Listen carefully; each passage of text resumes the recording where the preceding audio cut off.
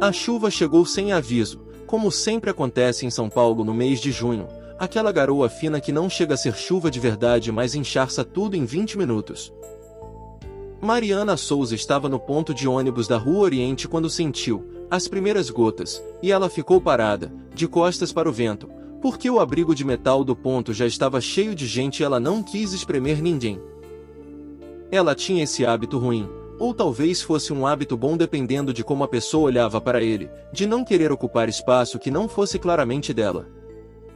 26 anos vivendo assim tinham transformado o hábito em postura, a postura em silêncio, e o silêncio em algo que as pessoas ao redor dela sempre confundiam com tranquilidade, quando na verdade era apenas o jeito que ela tinha aprendido a caber no mundo.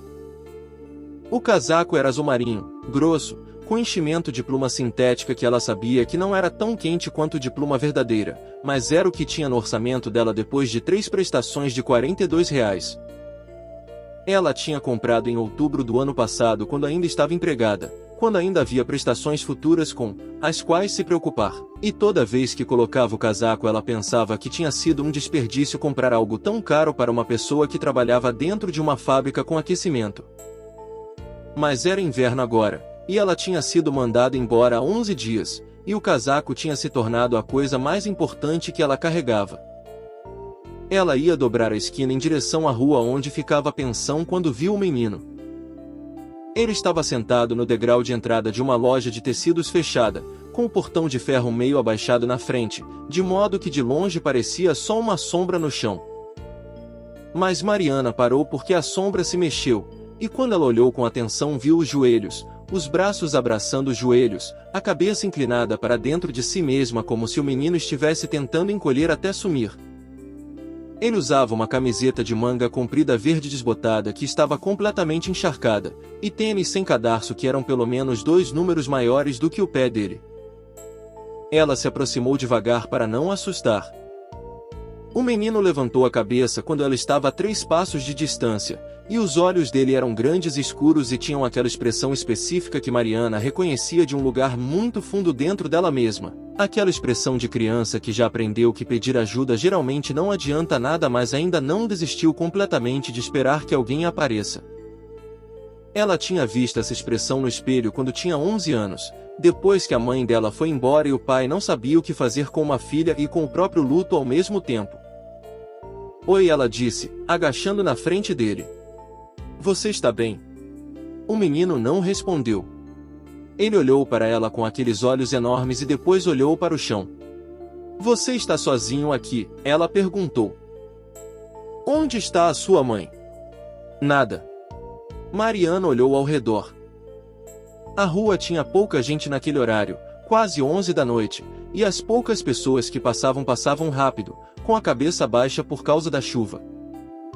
Ela tirou o celular do bolso e ligou para o conselho tutelar, que tinha um número 24 horas. Enquanto esperava a ligação cair, ela olhou para o menino tremendo e fez a única coisa que fazia sentido naquele momento. Ela tirou o casaco. Não foi uma decisão dramática. Ela simplesmente tirou, com os mesmos movimentos de sempre, e colocou nas costas do menino, e o casaco era grande demais para ele, mas o menino não reclamou. Ele enfiou os braços nas mangas sem que ela pedisse, e quando o tecido aconchegante tocou o pescoço dele, ele fechou os olhos por um segundo como se aquilo fosse a coisa mais boa que tinha acontecido com ele em muito tempo. Mariana sentiu frio nos braços imediatamente, aquele frio de São Paulo que não é absurdo mas é persistente, o tipo de frio que vai ganhando o corpo aos poucos. A atendente do conselho atendeu e Mariana deu o endereço, descreveu o menino, disse que ia ficar ali esperando. Depois de desligar, ela se sentou no degrau ao lado dele, não muito perto para não invadir, mas perto o suficiente para que ele soubesse que ela não ia embora. Foi aí que ela viu o detalhe na manga do casaco. Ela tinha colocado o casaco no menino sem pensar, e agora, com ele usando, ela notou pela primeira vez uma coisa que ela não havia percebido antes porque estava na parte interna da manga esquerda, bordado com linha azul mais escura que o tecido, quase invisível a não ser que a pessoa soubesse procurar um nome. Asterisco Lucas, asterisco em letra cursiva pequena e caprichada, do tipo que mães fazem quando marcam roupa de filho para não perder na escola. Não era o casaco do menino. Mariana ficou olhando para o nome por um momento, e então olhou para o rosto do menino, e ele estava olhando de volta para ela com uma atenção diferente agora, menos fechada. Você se chama Lucas? Ela perguntou. O menino não respondeu. Mas piscou uma vez, devagar, que era o suficiente. Tudo bem, Lucas, ela disse.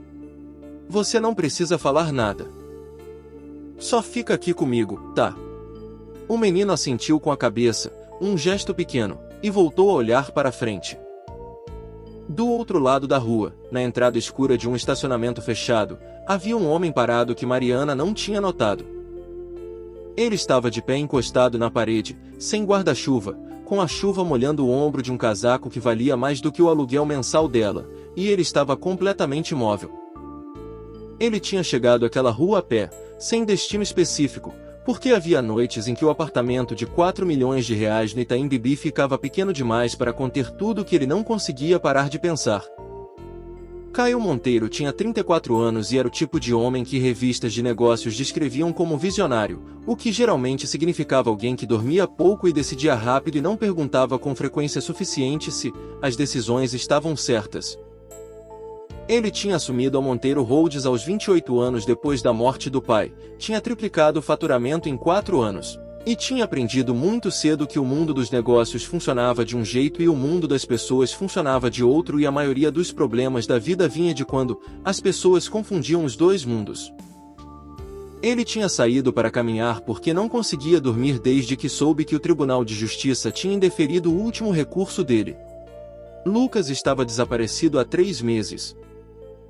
O processo de guarda tinha começado 8 meses atrás, depois que o irmão mais novo de Caio, Rafael, morreu num acidente de carro na rodovia em Anguera. Rafael tinha deixado um filho de 5 anos e uma esposa, Lívia, que Caio nunca tinha aprovado, não por maldade mas porque havia algo na Lívia que sempre pareceu calculado demais, sorridente nos momentos errados, cuidadosa demais com as palavras na frente de gente de fora. Depois da morte de Rafael, a família começou a receber relatórios de uma pediatra que atendia o Lucas, relatórios que mencionavam hematomas em lugares pouco comuns para quedas normais de criança, e Caio tinha pedido a guarda junto com a avó paterna, e Lívia tinha fugido com Lucas antes da primeira audiência. Caio tinha contratado 2 escritórios de advocacia e uma firma de investigação particular. Tinha encontrado nada por 3 meses. E então ele tinha saído para caminhar naquela noite, na chuva, sem rumo, porque às vezes o corpo precisa ir a algum lugar mesmo quando a cabeça não sabe onde, e ele tinha dobrado a esquina da Rua Oriente e visto uma mulher jovem agachada na frente de uma criança sentada num degrau. Ele tinha parado porque a criança estava usando um casaco azul marinho. Caio tinha comprado esse casaco em setembro do ano passado, num shopping de Campinas, quando ele e Rafael ainda se falavam todo dia. Ele tinha comprado porque Lucas tinha ficado parado na vitrine olhando por tempo demais, e Caio tinha entrado e comprado sem perguntar o preço, e a vendedora tinha oferecido bordar o nome na manga como cortesia da loja, e ele tinha deixado porque Rafael tinha dito que Lucas perdia roupa na escola com uma frequência alarmante. Ele estava olhando para o casaco, para o nome bordado que ele mesmo tinha provado na loja. A mulher tinha tirado o próprio casaco e colocado em Lucas sem hesitar uma fração de segundo, e agora ela estava sentada no degrau ao lado do menino, falando no celular, com os braços nus no frio das 11 da noite, e ela não estava olhando ao redor esperando que alguém notasse o que ela tinha feito. Ela simplesmente fez. Caio tirou o celular do bolso. Fotografou o rosto da mulher. Fotografou a rua, a loja, o número do endereço. Ficou parado mais 10 minutos, até o carro do conselho tutelar chegar e 2 atendentes descerem e a mulher levantasse para conversar com eles, e ele viu que ela explicava, apontava para Lucas, e então uma das atendentes tentou tirar o casaco do menino para devolver à mulher e a mulher fez um gesto com a mão que claramente dizia asterisco pode ficar asterisco. O carro do conselho foi embora com Lucas dentro. A mulher ficou parada na calçada por um momento, olhando o carro desaparecer. Depois ela virou o colarinho da blusa para cima, enfiou as mãos nos bolsos, e começou a caminhar na direção oposta. Caio discou para Roberto Sampaio, o investigador particular que estava no caso há 2 meses. Roberto, ele disse quando atendeu, sem preâmbulo. Eu preciso que você encontre tudo sobre uma mulher. Eu vou mandar uma foto agora. Nome, endereço, onde trabalha, histórico. Tudo. Agora. A voz de Roberto tinha o tom ensonado de quem estava dormindo. Agora Caio confirmou. E Roberto? Isso é prioridade máxima. Ele desligou e ficou olhando para o ponto da calçada onde Lucas tinha estado sentado. A chuva tinha lavado tudo, não tinha rastro de nada. Mas ele tinha o casaco azul na memória com uma clareza que doía, e tinha o rosto da mulher na foto do celular, e pela primeira vez em 3 meses ele tinha a sensação de que o mundo estava, muito lentamente, começando a virar para o lado certo. Mas havia algo mais que ficou preso nele enquanto ele caminhava de volta para casa, algo que ele levou um tempo para conseguir nomear. Não era só o casaco, não era só Lucas. Era o gesto da mulher quando a atendente tentou devolver o casaco. Aquele gesto de mão aberta, rápido, sem drama, que dizia asterisco não precisa asterisco, de uma pessoa que claramente precisava do casaco mas decidiu que a criança precisava mais.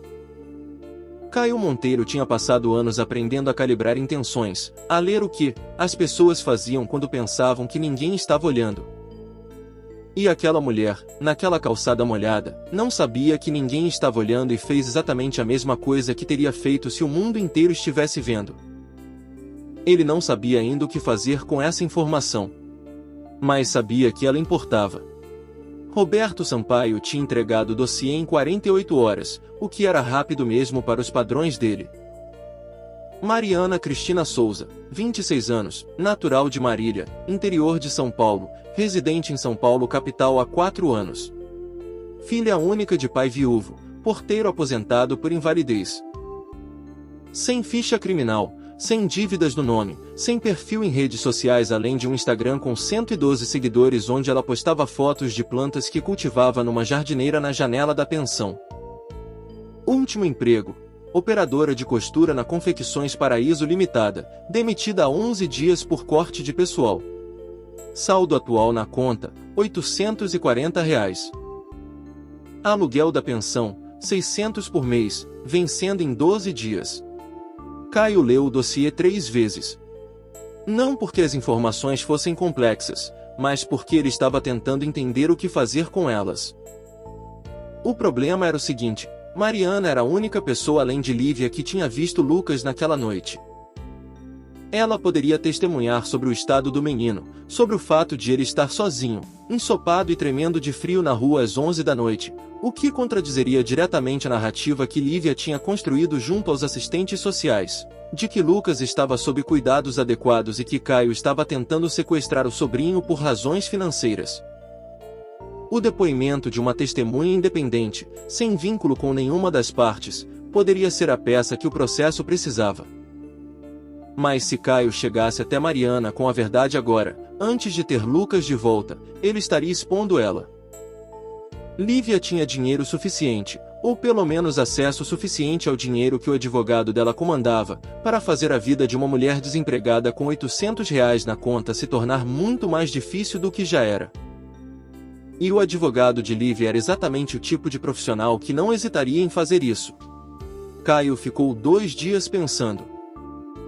Depois ligou para sua assistente e disse para abrir uma vaga de assistente pessoal. Ele foi até a pensão numa quinta-feira de manhã, sem avisar, e esperou na calçada até ver Mariana sair com um caderno de anotações na mão, claramente indo a alguma entrevista de emprego. Ela estava com uma blusa social que tinha um amassado na gola que provavelmente era da tábua de passar mal calibrada das pensões, e o cabelo preso com uma presilha que estava por um momento só. E mesmo assim ela andava com aquela postura de quem está indo a algum lugar importante. Mariana Souza, ele disse, quando ela passou perto dele. Ela parou e olhou para ele com aquele olhar cauteloso e avaliador de mulher que aprendeu que homens que abordam na rua geralmente não estão lá para ajudar. Quem quer saber, ela disse. Meu nome é Caio. Caio Monteiro. Ele estendeu a mão. Eu sou empresário.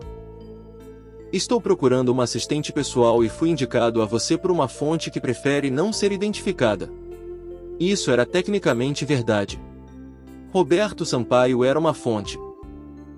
E Roberto tinha de fato mencionado Mariana, ainda que o contexto fosse completamente diferente. Mariana olhou para a mão estendida e não apertou imediatamente. Indicado por quem? Alguém que trabalhou com você na Confecções Paraíso e disse que você era a pessoa mais organizada e confiável da fábrica, Caio disse. Isso era uma mentira limpa e direta, e ele sabia disso, e sabia que sabia disso, e esse saber ficou sentado de um jeito desconfortável no meio do peito enquanto ele esperava a resposta dela. Mariana finalmente apertou a mão. Eu não tenho experiência como assistente pessoal. A posição não exige experiência prévia em assistência executiva. Exige organização, discrição e capacidade de resolver problemas, ele disse. O salário é R$6.000 por mês, com contrato CLT de 6 meses renováveis. Inclui benefícios e vale-refeição. Ele viu o que aquele número fez no rosto dela. Não foi alegria imediata, não foi ganância, foi algo mais parecido com o alívio que ela tentou esconder antes que ficasse visível, mas não conseguiu esconder completamente. Porque ela disse, e a voz tinha uma firmeza que ele respeitou. Porque me foi dito que você é competente e honesta, ele disse. E porque essas duas qualidades juntas são mais raras do que parecem. Ela ficou olhando para ele por um momento, com aqueles olhos escuros que avaliavam as coisas com uma atenção que a maioria das pessoas não tem, e Caio sentiu o desconforto de ser lido por alguém que sabia ler. Posso ver o contrato antes de decidir, ela disse. Claro, ele disse. Ela leu o contrato na tarde daquele mesmo dia, sentada numa cadeira do outro lado da mesa dele no escritório temporário que ele mantinha na Faria Lima para quando precisava de um espaço fora da sede. Ela leu devagar, sem pressa, e ele notou que ela usava o dedo indicador para acompanhar as linhas, o que era um hábito de quem aprendeu a ler em escola pública com turmas grandes demais e livros de menos. Ela fez 2 perguntas sobre cláusulas de confidencialidade e uma sobre o período de aviso prévio, e eram exatamente as perguntas certas. Posso te perguntar uma coisa antes de assinar? Ela disse. Pode, ele disse. Você é casado? Ele piscou. Não. Por quê?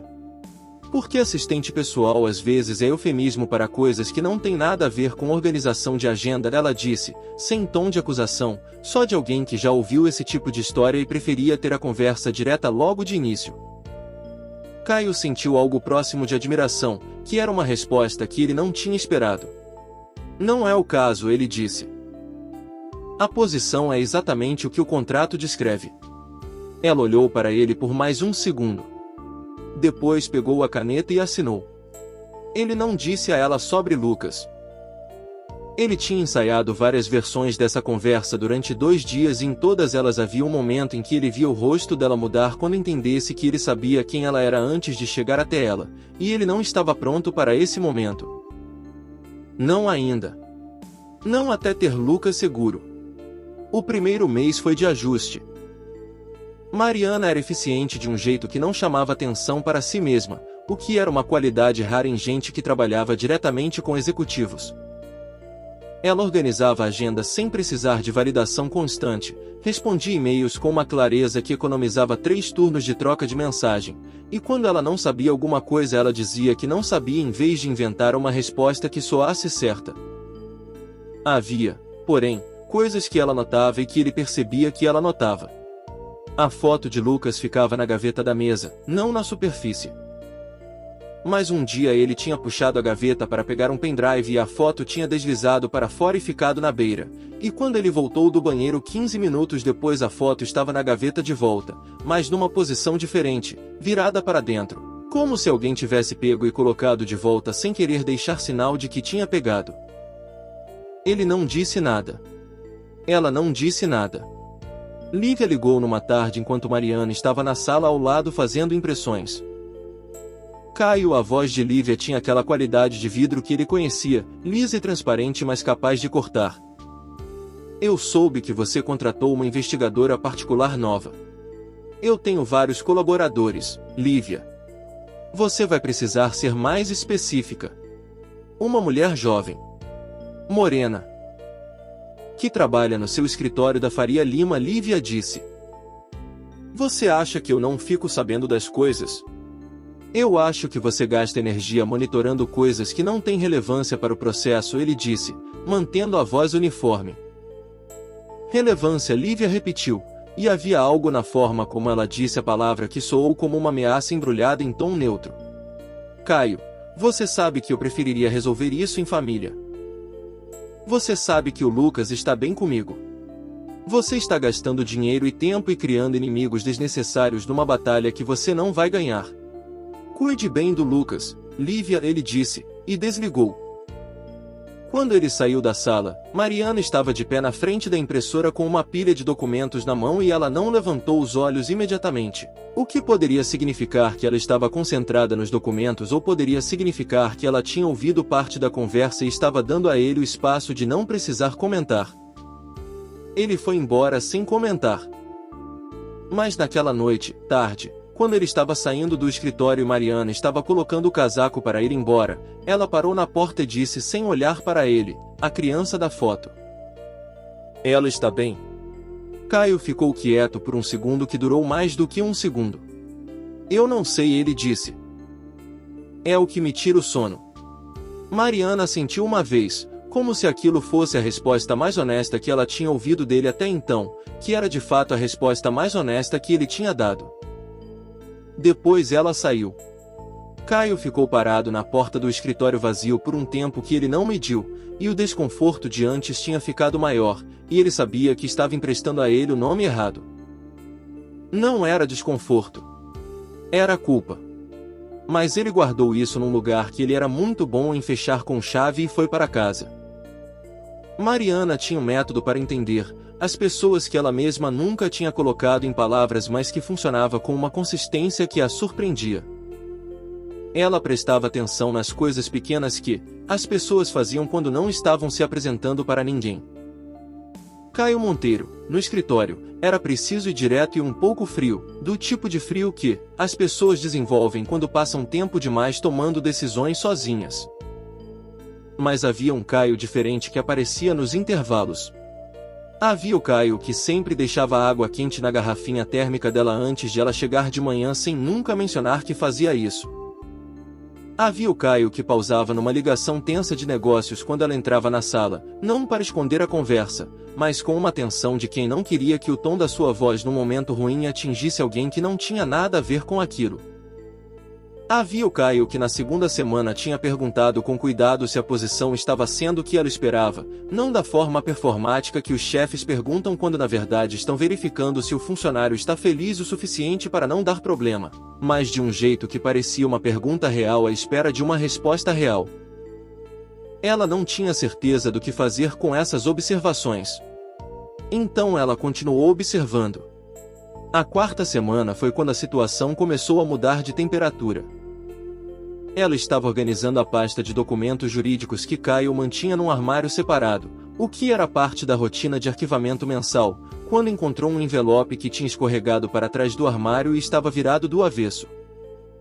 Ela pegou para recolocar no lugar e o envelope estava aberto e ela não leu de propósito, mas a primeira linha do documento que estava parcialmente visível era legível sem que ela precisasse fazer esforço. Asterisco processo de guarda menor Lucas Rafael Monteiro, 5 anos, em andamento perante a segunda vara da infância e juventude, asterisco. Ela colocou o envelope de volta sem ler mais nada. Mas o nome ficou. Asterisco Lucas Rafael Monteiro asterisco. Lucas. Ela ficou parada na frente do armário por um momento com a mão ainda no puxador da gaveta, e seu cérebro foi fazendo as conexões de um jeito que ela não controlou, a foto na gaveta, a ligação que ele tinha recebido naquela tarde.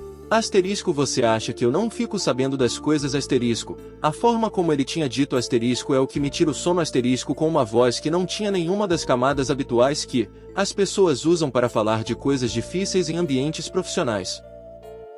E então a imagem do menino no degrau veio, e o nome bordado na manga, asterisco Lucas asterisco, em letra cursiva azul. Ela fechou o armário. Naquela mesma semana, Numa noite de quarta-feira em que os dois tinham ficado até tarde porque havia uma reunião de diretores no dia seguinte e havia apresentações para revisar, Caio estava no telefone com quem ela deduziu ser o advogado dele pelo tipo de linguagem que ele usava, aquela linguagem de processo com todas as suas palavras específicas que parecem projetadas para deixar o assunto mais claro para quem entende e completamente impenetrável para quem não entende. A porta da sala estava entreaberta e Mariana não estava tentando ouvir, mas o escritório era pequeno e as paredes não tinham isolamento acústico de qualidade. Ela mudou o Lucas de escola 3 vezes desde fevereiro. A voz de Caio vinha abafada, mas compreensível. A última informação que eu tenho é que ela está usando o sobrenome da mãe dela para matricular ele. E o juiz quer mais laudos antes de reverter a medida provisória. Quanto tempo isso leva? Pausa. Não tenho 3 meses, Fábio. Eu precisei de 3 meses para achar onde ele estava a última vez. Se ela muda de novo eu perco o rastro. Outra pausa, mais longa. Eu sei. Eu sei que precisa de mais provas. Mas ele está com alguém que machucar ele e eu não posso. A voz parou. Me ligue amanhã cedo. Mariana estava com os olhos na tela do computador quando ele saiu da sala. Ela não levantou a cabeça. Ele foi até a janela e ficou olhando para fora por um tempo, e ela fingia ler o documento na tela, mas na verdade estava com o processamento todo no homem parado na janela. Desculpa, ele disse depois de um tempo, sem se virar. Pelo volume da ligação. Não ouvi nada, ela disse, que era uma mentira, e pela forma como ele ficou quieto ela tinha a impressão de que ele sabia que era uma mentira, mas a mentira era um gesto de gentileza e ele aceitou como tal. Ela foi embora naquela noite com mais certeza do que queria ter de que o menino da foto e o menino do degrau eram a mesma pessoa. E com a certeza secundária, mais incômoda, de que Caio sabia sobre ela desde o início. Ela não tinha como provar isso. Era uma sensação, construída de coisas pequenas. A forma como ele às vezes pausava antes de responder quando ela perguntava algo sobre o cargo, como se precisasse verificar que a resposta que estava dando era compatível com algo que já tinha construído antes. A forma como ele nunca tinha pedido referências ou qualquer verificação de trabalho anterior. A indicação anônima que ela nunca tinha conseguido rastrear até nenhuma pessoa específica da fábrica. Ela ficou 2 dias carregando isso, avaliando o que fazer. Foi no 3º dia que o apartamento dela recebeu uma visita que resolveu a questão de um jeito que ela não tinha previsto. Era sábado de manhã e ela estava regando as plantas na janela quando bateram na porta. Ela abriu esperando a dona da pensão, que às vezes vinha cobrar pessoalmente, e encontrou uma mulher de uns 30 anos, bem vestida de um jeito que parecia calculado para impressionar, com um sorriso que chegava aos lábios mas não chegava em mais lugar nenhum. Mariana Souza, a mulher disse. Quem é você? Mariana disse, sem recuar da porta. Meu nome é Lívia Monteiro, a mulher disse. Eu sou cunhada do seu chefe. Mariana ficou quieta. Posso entrar? Não, Mariana disse. Lívia não pareceu surpreendida. Ela ajustou a bolsa no ombro e continuou sorrindo. Então vou ser direta aqui mesmo. Eu sei que você trabalha para o Caio. Eu sei que ele te contratou por uma razão que não tem nada a ver com organização de agenda. O sorriso diminuiu uma fração. Você é uma pessoa simples, Mariana. Eu não digo isso como insulto. Digo como observação. Pessoas simples que se metem em brigas de família rica geralmente saem com danos que demoram anos para resolver. Entende o que eu estou dizendo? Eu entendo que você está me ameaçando na porta da minha casa, Mariana disse, e a voz saiu mais firme do que ela esperava. E eu estou pedindo que você vá embora. Emprego novo, moradia precária, Lívia continuou, como se Mariana não tivesse falado. Pessoas nessa situação perdem emprego com uma facilidade que assusta. Basta uma palavra certa no lugar certo. Eu não quero que isso aconteça com você. Mariana olhou para aquele rosto por um momento longo.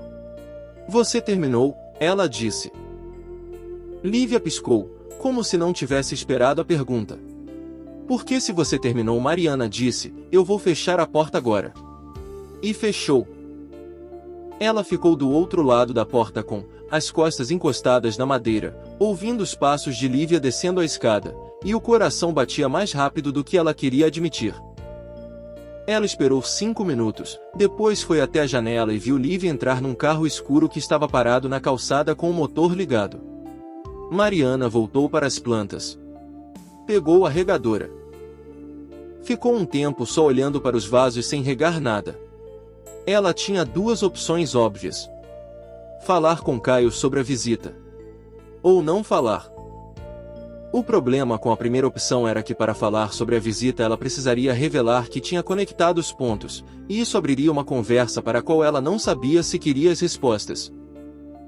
O problema com a segunda opção era que não falar era uma forma de concordar em fingir que não sabia o que sabia, e ela não tinha vivido 26 anos sendo honesta com ela mesma para começar agora a se enganar por conveniência.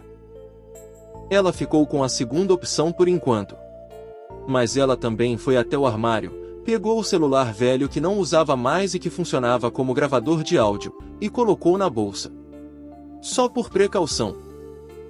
A ligação chegou numa terça-feira às 14h22, enquanto Mariana estava numa papelaria a 2 quadras do escritório comprando cartuchos de impressora. Ela não estava presente quando Caio atendeu, mas quando ela voltou 13 minutos depois ele estava de pé no meio da sala com o casaco já no braço e as chaves na mão, e havia no rosto dele uma expressão que ela não tinha visto antes, que era a expressão específica de um homem que passou meses segurando uma estrutura inteira nos ombros e que de repente vê aparecer no horizonte a possibilidade de poder pousar ela no chão. "Eu preciso sair", ele disse. "Pode fechar o escritório?" "Posso", ela disse. "Está tudo bem?" Ele já estava na porta quando disse, sem se virar, eles encontraram o Lucas. Ela ficou parada no meio da sala com os cartuchos na mão. Caio foi até uma creche particular no bairro de Santana, 40 minutos de carro no trânsito da tarde. A assistente social que tinha ligado era a mesma que tinha atendido a ocorrência naquela noite de junho na Rua Oriente, e ela tinha reconhecido o nome da criança quando a diretora da creche, preocupada com irregularidades no cadastro do aluno, tinha ligado para o conselho.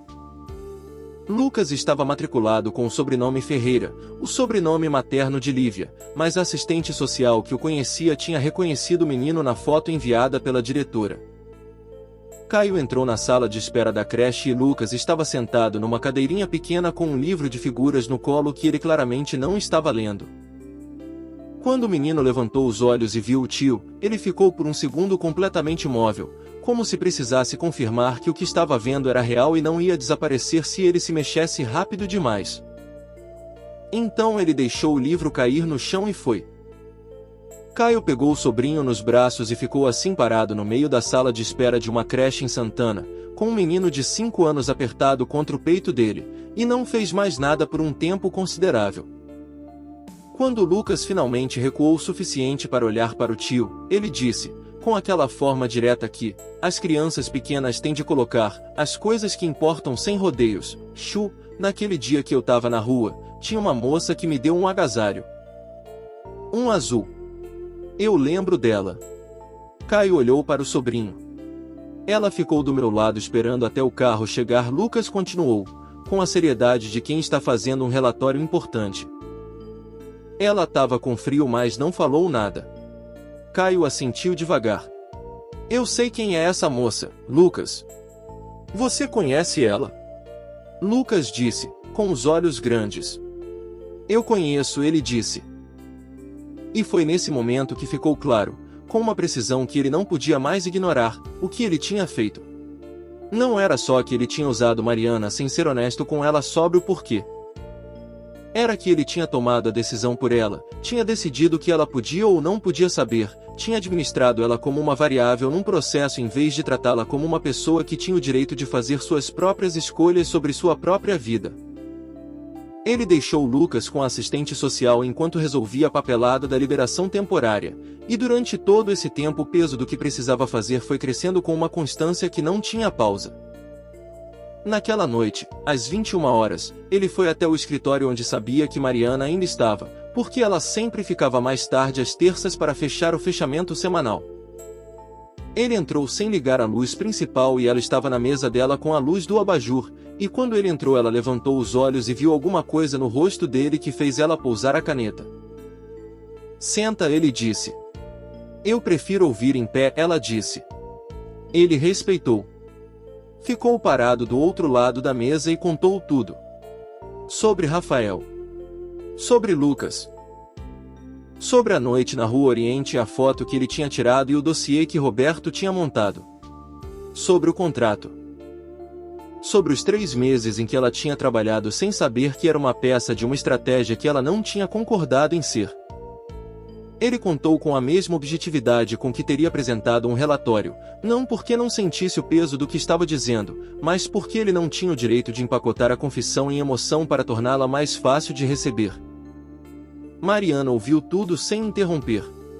Quando ele terminou, o silêncio durou tempo suficiente para que o ar-condicionado do andar de baixo ficasse audível. Então, desde o primeiro dia, ela disse por fim, e a voz estava quieta de um jeito que era mais difícil de aguentar do que se ela tivesse gritado. Sim, ele disse. Você sabia quem eu era. Você tinha o dossiê. Ela não estava fazendo uma pergunta. E o contrato? O contrato de assistente pessoal. Sim. Eu sou uma funcionária ou sou uma testemunha, ela disse. Caio abriu a boca e fechou. Não porque não tivesse resposta, mas porque toda a resposta que ele tinha era inadequada, e dizer isso em voz alta não ia tornar a coisa melhor, ia só adicionar uma confissão de inadequação por cima de tudo mais. O silêncio respondeu por ele. Mariana olhou para ele por um momento com aqueles olhos que avaliavam sem pressa, e ele viu o momento em que ela processou a resposta que não veio. Ela pegou as chaves do escritório que ficavam numa bandeja na mesa dela, colocou a bandeja um pouco mais perto dele, com um movimento preciso que não tinha raiva visível mas tinha uma finalidade que era pior do que raiva, e pegou a bolsa. Boa noite, Caio, ela disse. E saiu. Ele ficou parado olhando para as chaves na bandeja. Meia hora depois, o celular vibrou com uma mensagem do Fábio. O advogado, *Live entrou com petição de urgência esta tarde. Alega que você está coagindo testemunhas e usando funcionários como espiões no processo. Pede anulação de qualquer depoimento de pessoas ligadas a você. Juiz marcou audiência para quinta-feira de manhã. Precisamos conversar, Caio leu a mensagem 2 vezes. Depois olhou para a porta por onde Mariana tinha saído. Lívia tinha se movido rápido. Mais rápido do que ele tinha calculado, o que significava que ela tinha um informante que sabia que Lucas tinha sido encontrado e que tinha passado a informação para ela em questão de horas. E agora ela estava tentando queimar preventivamente qualquer testemunho que pudesse vir de alguém com vínculo com Caio, o que incluía Mariana, o que significava que ela ia precisar aparecer como testemunha independente, sem vínculo, e para isso ela precisaria ter saído do emprego antes da audiência. O que ela tinha acabado de fazer? Ele ficou olhando para a porta por mais algum tempo. Depois saiu atrás dela. Ele a encontrou na parada de ônibus a 2 quadras, sentada no banco de metal com a bolsa no colo, e ela não fingiu surpresa quando ele parou na frente dela. Você vai precisar testemunhar como testemunha independente, ele disse. Sem vínculo empregatício. O que você acabou de fazer na verdade me ajuda, e eu precisaria que você entendesse isso e decidisse se quer ajudar sabendo de tudo agora. Ela olhou para ele. Você está aqui para me pedir mais um favor, ela disse. Não, ele disse. Eu estou aqui porque você acabou de sair por causa de algo que eu fiz, e eu não achei correto deixar você ir sem dizer que você teve razão de sair. E porque desta vez eu preciso que você decida com informação completa, não com informação que eu selecionei para você. O ônibus chegou. Mariana ficou sentada. O ônibus foi embora. Quinta-feira de manhã, ela disse por fim. Que horas é a audiência? 8h30, ele disse. Ela sentiu uma vez. Eu apareço lá. Fez uma pausa. Não por você. Pelo menino. Eu sei, ele disse. E Caio, ela disse, levantando os olhos para ele. Da próxima vez que você decidir que sabe o que é melhor para alguém sem perguntar para essa pessoa, lembra que a decisão pertence à pessoa, não a você. Ele ficou com isso por um momento. Tá certo, ele disse. O segundo ônibus chegou e desta vez Mariana levantou e entrou. Caio ficou na calçada vendo o ônibus virar a esquina, e havia algo acontecendo dentro dele que era difícil de nomear com a linguagem que ele tinha disponível, porque toda a linguagem que ele tinha sido construída para o mundo dos negócios e aquele feeling específico não tinha nome em nenhum relatório que ele tinha lido. Era algo parecido com respeito. Mas maior do que respeito. E mais pesado. Mariana chegou ao escritório do advogado de Lívia sem avisar e sem advogado, o que era provavelmente um erro estratégico, mas ela tinha decidido que preferia cometer o erro em vez de esperar mais um dia com aquilo dentro dela. Era quarta-feira de manhã, um dia antes da audiência, e ela tinha dormido 3 horas e meia e bebido café demais e estava com uma clareza específica que às vezes vem da combinação dessas coisas. A recepcionista disse que a doutora Lívia Monteiro não estava disponível sem agendamento. Fala para ela que é Mariana Souza. Mariana disse. Ela vai me receber. Houve uma pausa enquanto a recepcionista fazia a ligação interna, e houve outra pausa depois que ela desligou, e então ela disse que a doutora Lívia poderia receber em 5 minutos na sala de reunião 2. Mariana entrou na sala antes que os 5 minutos terminassem. Ela colocou a bolsa na cadeira ao lado dela, discretamente, e abriu o gravador de áudio do celular velho antes de tirar a mão da bolsa. Lívia entrou com o advogado dela, um homem de uns 50 anos com o tipo de terno que diz que o dono acredita que o terno diz algo sobre ele. Lívia estava sem o sorriso de sábado. Estava com o rosto composto de quem vai fazer uma oferta e espera que a outra parte entenda que recusar seria tolice. Você tem coragem de aparecer aqui? Lívia disse, sentando do outro lado da mesa. Tenho, Mariana disse. Você veio na minha porta. Achei mais educado vir ao seu escritório. Lívia abriu uma pasta e empurrou pela mesa um envelope fechado. Dentro desse envelope tem tudo o que eu precisaria para destruir qualquer credibilidade que você pensa que tem. Fotos editadas, sim, mas convincentes o suficiente. Um histórico fabricado de instabilidade empregatícia. Documentos que sugerem que você e Caio têm uma relação pessoal que invalida qualquer testemunho seu como imparcial. Mariana não pegou o envelope. E a proposta é, ela disse. 50 mil reais depositados na sua conta amanhã de manhã cedo. Lívia disse. Você some da audiência. Você encerra o contrato com Caio. Você nunca menciona o Lucas para nenhuma autoridade. E o menino fica com você. Mariana disse. O menino fica com a mãe dele. Lívia disse. Que é onde ele pertence. Com a mãe que deixou ele sozinho na rua, encharcado, às 11 da noite, em junho. Mariana disse. Não como uma acusação carregada de emoção, mas como uma sequência de fatos na ordem em que tinham acontecido. O advogado de Lívia se mexeu na cadeira. Você não tem como provar isso, Lívia disse, e havia uma fresta no tom que não estava lá 30 segundos atrás. Eu estava lá, Mariana disse. Sua palavra, Lívia disse. A palavra de uma ex-operária de fábrica contra a minha. Mais a palavra de uma assistente social que chegou à cena e registrou a ocorrência, Mariana disse. Mais o prontuário de atendimento da criança naquela noite. Mais o laudo da pediatra sobre os hematomas. Ela fez uma pausa. E mais essa conversa. Ela tirou o celular velho da bolsa e colocou-o em cima da mesa.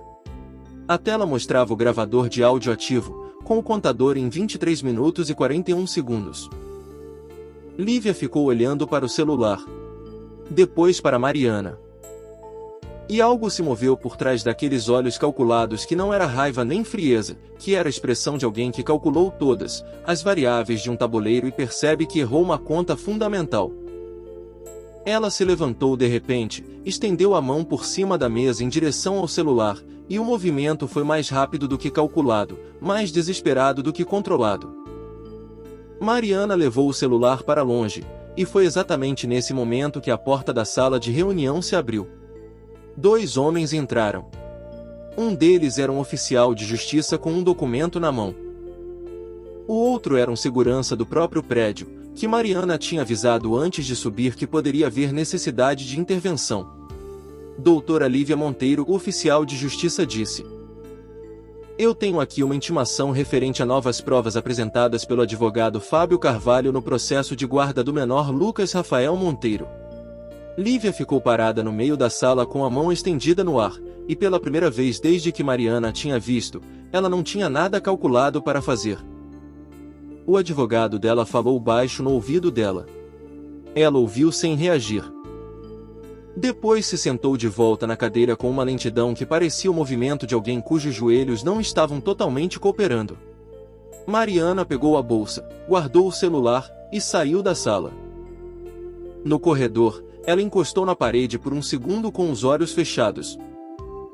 O coração estava acelerado de um jeito que ela precisava de um momento para administrar, mas o momento passou, e ela abriu os olhos, e o corredor estava vazio na frente dela, e ela foi embora.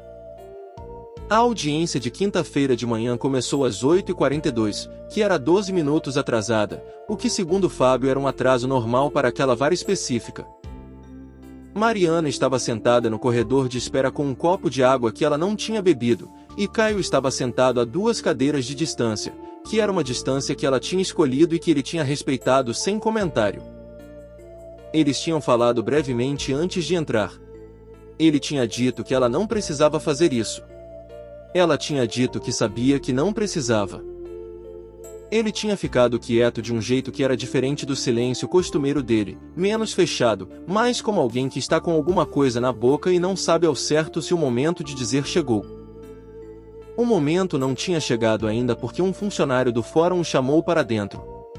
A audiência foi em câmara fechada. O que Fábio tinha explicado era padrão para casos envolvendo menores. O juiz era um homem de uns 55 anos com óculos de grau e expressão de quem já leu mais processos do que a maioria das pessoas vai ler em 20 vidas, e que por isso não era facilmente impressionável, mas também não era fácil de enganar. Lívia estava do outro lado da sala com o advogado dela, e ela olhou para Mariana uma vez, no início, com uma expressão que Mariana não conseguiu classificar, mas que não era mais aquela frieza calculada de antes. Era algo mais parecido com a expressão de alguém que está avaliando uma conta que deu errado e tentando descobrir onde. O advogado de Lívia entrou com a petição de urgência primeiro, argumentando que qualquer testemunho de Mariana estava contaminado pela relação empregatícia com Caio, que ela era funcionária dele e portanto não era testemunha independente. O juiz ouviu com atenção, fez 3 perguntas, e então pediu para verificar a situação trabalhista atual de Mariana.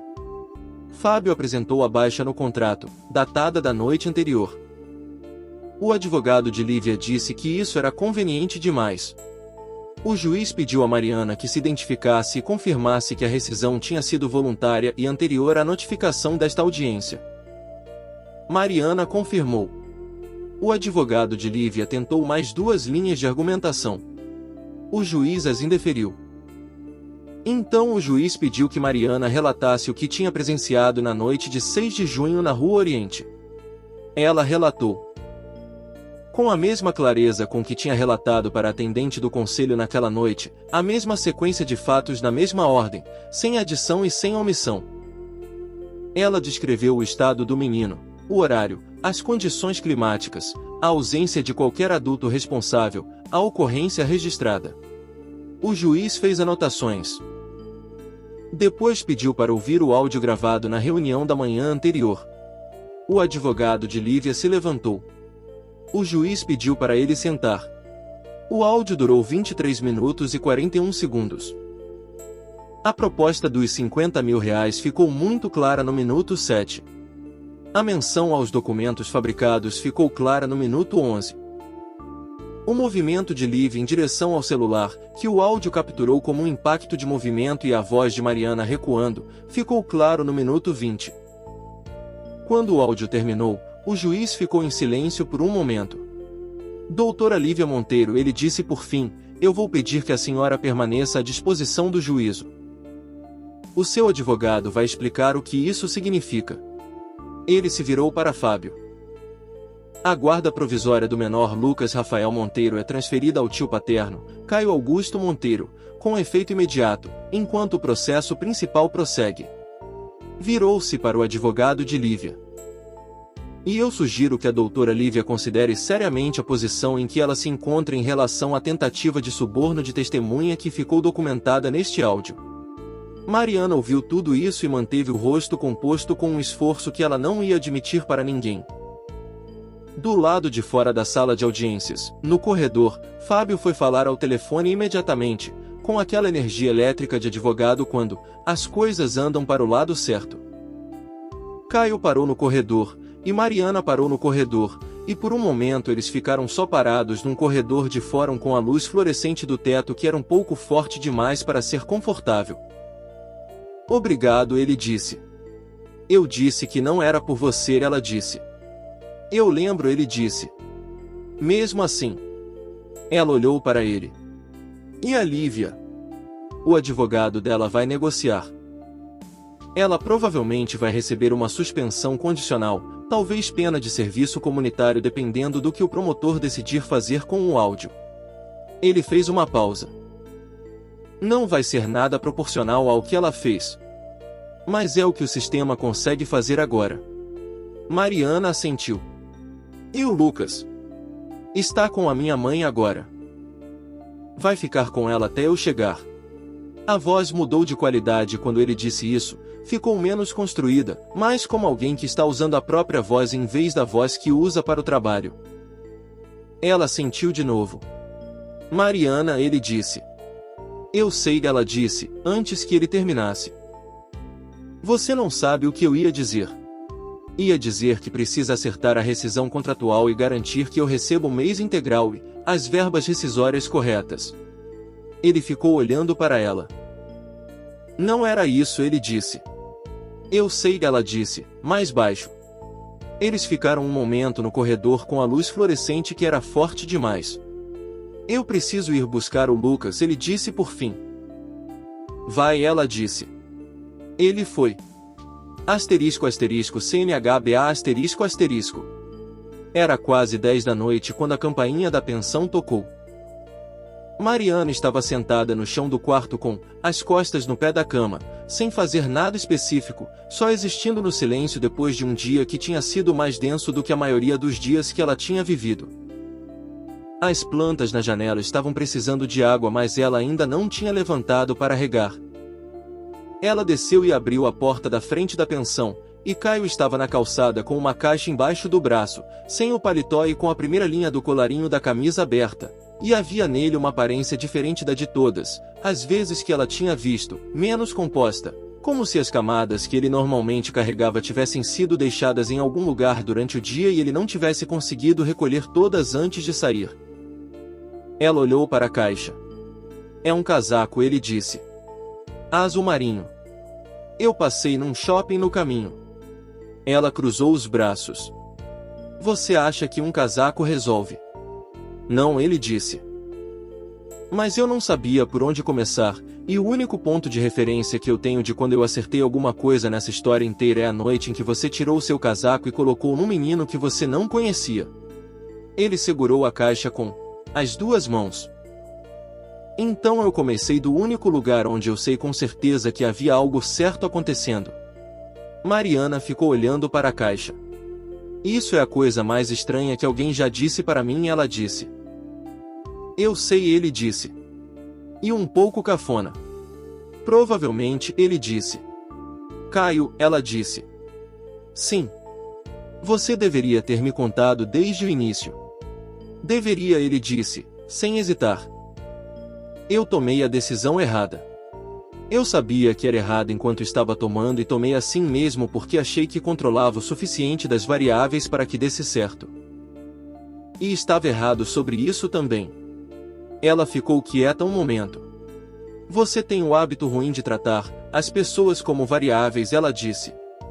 Tenho, ele disse. Estou trabalhando nisso. Desde quando?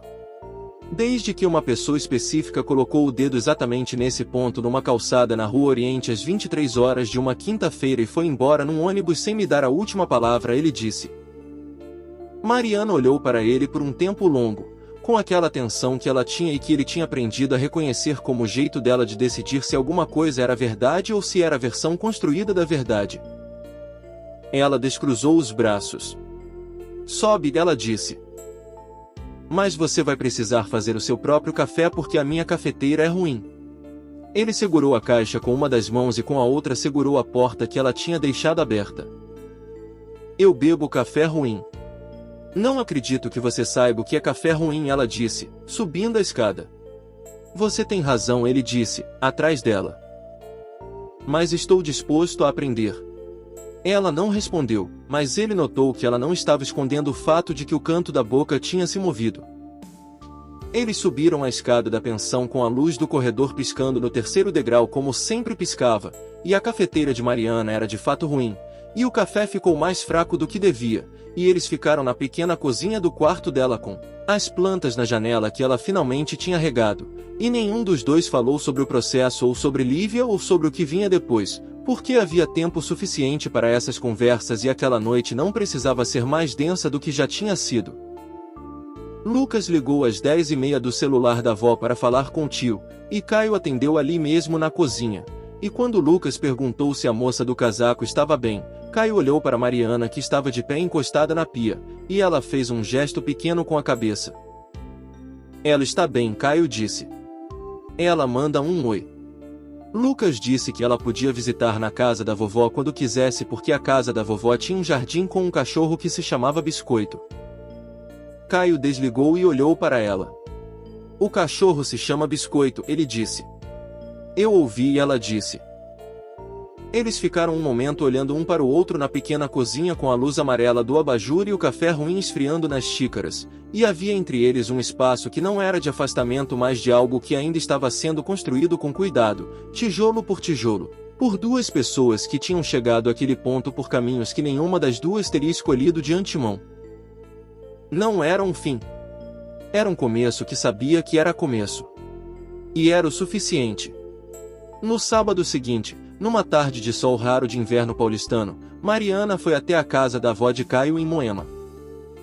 Lucas a reconheceu antes que ela chegasse ao portão, e ele veio correndo pelo jardim com o biscoito no encalço, e quando parou na frente dela ele olhou para ela com aqueles olhos grandes e escuros e disse, com a seriedade de 5 anos, "Cê tá com frio?" Mariana se abaixou até ficar no nível dos olhos dele.